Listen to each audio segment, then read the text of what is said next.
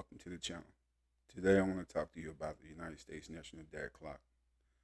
Right now the United States is drowning in debt, 34 trillion and climbing. Every second, thousands of dollars are added to a burden that future generations have to pay. What does this mean for you?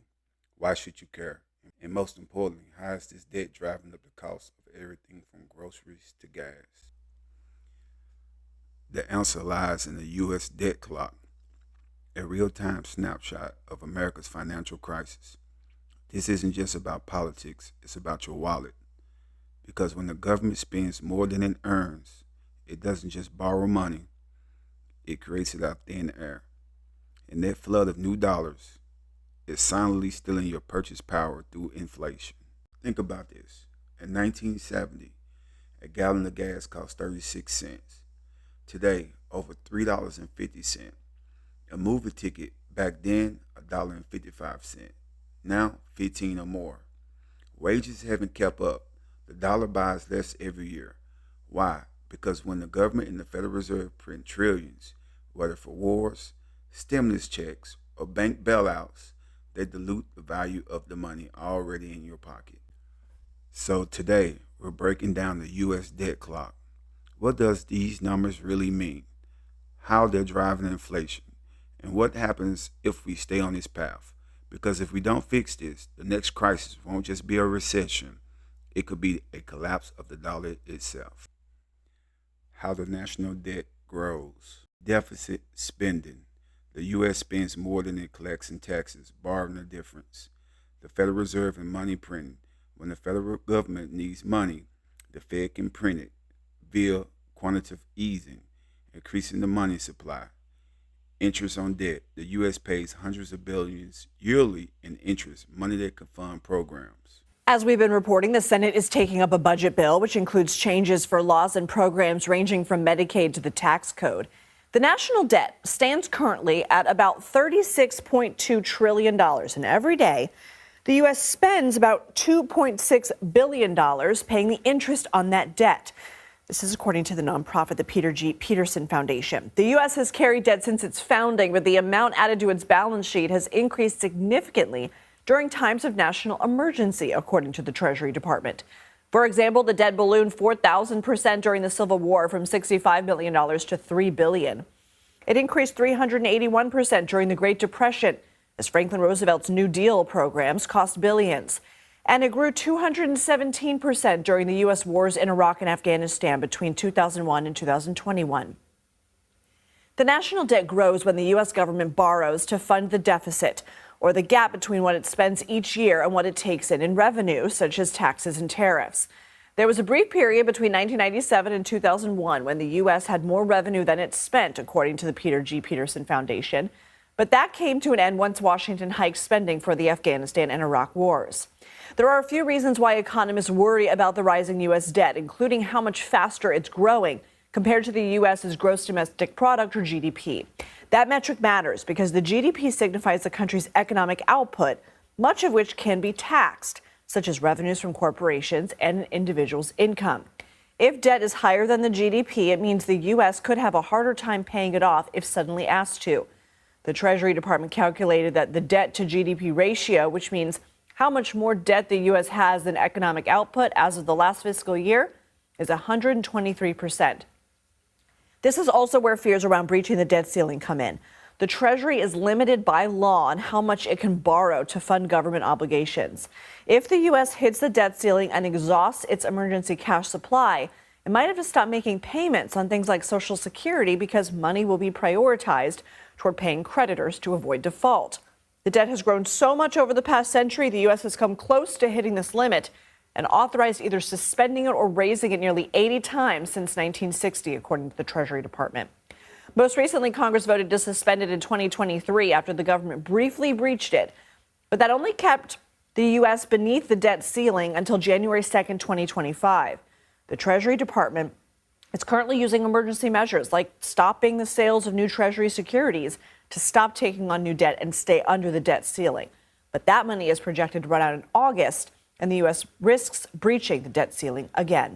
Imagine taking a $20 bill from 2000 and trying to buy the same things today. You'll be shocked it now buys half as much. Why? Because of inflation. The silent thief stealing your money's value, and the root cause, the money supply. Here's how it works. Money isn't just paper, it's a measurable resource like gold or oil. The more dollars in circulation, the less each one is worth. And since 1971, when the U.S. banned the gold standard, the government and Federal Reserve have been printing money without limits. Just look at this. In 2020, the Fed flooded the economy with $5 trillion in COVID stimulus. The money supply exploded by 40% in 2 years. What happened next?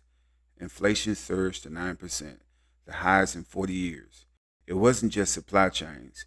It was too much money chasing too few goods.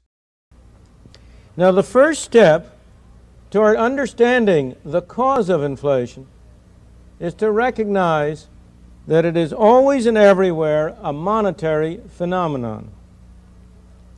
It's always and everywhere a result of too much money, of a more rapid increase in the quantity of money than an output. Moreover, in the modern era, the important next step is to recognize that today governments control the quantity of money, so that as a result, inflation in the United States is made in Washington and nowhere else. As economist Milton Friedman warned, inflation is always and everywhere a monetary phenomenon. When the government spends more than it taxes, it borrows. And when borrowing isn't enough, it prints. That new money doesn't create wealth. It just dilutes the dollars already in your pocket. This isn't theory, it's history. Weimar Germany printed money to pay World War I debts, and people needed wheelbarrows of cash to buy bread. Zimbabwe's hyperinflation hit 89.6%. Venezuela's bolivar became worthless. The pattern: too much money, not enough real value backing it. Today, the U.S. is on a dangerous path. The national debt is $34 trillion, and unfunded promises like Social Security add another $200 trillion. If the feds keep printing to cover this, your savings, wages, and retirement could evaporate in slow motion. The bottom line: inflation isn't luck, it's policy. Every dollar printed today makes the ones you own weaker tomorrow. Unless we demand fiscal responsibility, the cycle won't stop, and your money will keep buying less and less. Over the past 20 years, the U.S. has borrowed more and more money. As a comparison to the share of GDP, it's around 100%, the highest since World War II. The biggest recent hike happened in 2020, when the coronavirus pandemic hit the U.S. and crippled the nation's economy. Congress finally cleared a $900 billion coronavirus relief package just before midnight last night, and with it, a $1.4 trillion bill that funds the government through the fiscal year. The question of whether it's economically feasible to keep adding to this mountain of debt has long vexed Congress, which is in charge of the debt ceiling, the law that decides how much the U.S. is allowed to borrow. We Democrats supported lifting the debt ceiling because it's the responsible thing to do. I implore them one more time not to play Russian roulette with the American economy. As lawmakers prepare to likely raise the ceiling again in early December, here's a look at how the U.S.'s debt works and why economists say the U.S. can keep on borrowing, at least to a point, provided, of course, Congress raises the debt limit. There are some limitations, though, on how much they can ultimately borrow, and those have to do with inflation and interest rates. Here's what happens when the government needs to borrow more money to pay for its economic agenda. First, Congress passes laws to determine spending and taxes. If the government spends so much that spending exceeds taxes, the Treasury must finance the deficit by borrowing, issuing Treasury bonds and bills. When Treasury issues a Treasury bond or a Treasury bill, this is basically an IOU. The investor gives the Treasury some money in expectation that they'll get the money back with interest. Greg Ip, who has covered the U.S. economy for the Wall Street Journal for nearly 2 decades, says that people view Treasury bonds as a safe option for saving. So when the Treasury sells bonds to investors, 2 things happen. First, the government gets money to pay its bills. And second, it agrees to pay investors interest. So when the government issues debt, they will use that money to meet all the obligations the federal government has. They may use it to send Social Security benefits checks to recipients. They may use it to pay the salaries of the military or the civilians in the federal civil service. And they may use it to pay the interest on the debt they've borrowed in the past. If interest rates are zero, then in theory, the government could borrow an infinite amount because it will never have to pay any interest on it. Conversely, if interest rates are extremely high, that really limits how much the government can borrow because the interest bill would be so large. Today, interest rates are at historic lows, which economists say means the government can keep borrowing. But the Treasury is competing for savers' money with other borrowers, like households, companies, and other governments.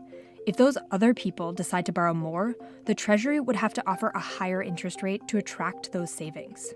So if interest rates go up a lot, that's going to significantly increase the bill that the government pays for interest on its debt, in which case one of three things has to happen. Either it has to raise taxes to pay that added interest, it has to cut other types of spending, which nobody likes, or it has to borrow even more. And then you get this cycle where high interest forces you to borrow more, which raises the debt, which forces the interest rates even higher, and then you have to borrow even more. And that's a very dangerous cycle to get into. But there's another limitation, too. If Congress puts too much of the borrowed money back into the economy through things like stimulus checks, that can cause inflation. If it borrows that money and then goes and spends it, and that spending exceeds the economy's ability to produce the goods and services needed to satisfy that spending, the result is too much spending chasing too few goods, and you get inflation. And when inflation goes up, interest rates go up, and you're back into that problem of the high interest bill making the debt unsupportable. Inflation was 5.3% in the 12 months through August, close to the highest in 12 years. But IP says this is largely a different type of inflation. This seems to reflect mostly temporary factors. We're coming out of this pandemic, so there's suddenly this surge in demand and a lot of restraints on the supply of a lot of products. Hopefully, these transitory shortages will go away in a year or two and inflation will fall back. The kind of inflation you worry about is when you have persistent levels of spending that constantly exceed the economy's fundamental capacity to supply stuff. That's the kind of inflation that lasts for a long time. So, back to Congress's role. The debt ceiling needs to be addressed. The only question is who should address it. And I hope our friends on the other side will step up and take care of it. Since 2011, each of the 7 times that the debt limit was addressed, Congress did so on a bipartisan basis. Congress decides on the debt limit. When the Treasury has reached it, it can't issue more until Congress votes to raise the debt limit. That's even if Congress already passed a budget that requires borrowing. This has led some to wonder, why can't we just print off the money to pay the mountain of debt?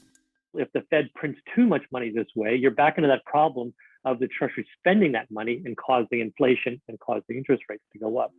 With the option of printing money off the table, it will ultimately come down to Congress to raise the debt limit in December to avoid a default on the debt.